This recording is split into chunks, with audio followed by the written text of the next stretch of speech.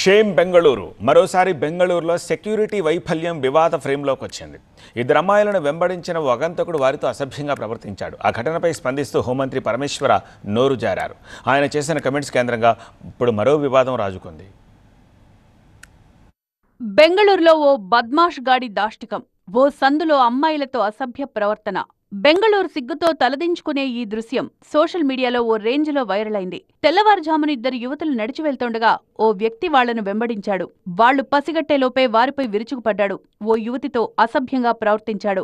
ఒక్క క్షణం వాళ్లకేం జరుగుతుందో అర్థం కాలేదు. షాక్ అయిన ఆ ఇద్దరు అమ్మాయిలు వెంటనే తేరుకుని ప్రతిఘటించేసరికి వాడు పరారయ్యాడు. ఈ నెల 3న బీటీఎం లేఅవుట్లో జరిగింది ఈ ఘటన. వీడియో సోషల్ మీడియాలో వైరల్ గా మారడంతో పోలీసులు అప్రమత్తమయ్యారు. జరిగిన ఘటనపై కంప్లైంట్ రాకున్నా సరే సుమోటో ఎంక్వైరీ చేపట్టామన్నారు. ఇదేనా బెంగళూరులో మీరు కల్పించే విమెన్ సెక్యూరిటీ అని సోషల్ మీడియాలో నెటిజన్స్ కన్నెర్ర చేశారు.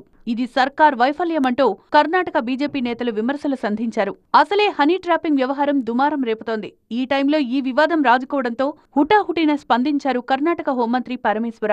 నిందితుడిని పోలీసులు పట్టుకున్నారని చెప్పారు. ఇలాంటి ఘటనలు పునరావృతం కాకుండా చర్యలు చేపట్టాలి, పోలీసింగ్ పెంచాలని సిపిని ఆదేశించామన్నారు.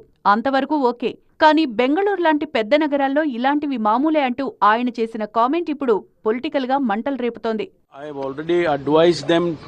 To increase the night beat, even daytime, not necessarily night only, but even daytime also. I've asked them to be more vigilant, and also the presence of police itself will deter somebody who goes against the law.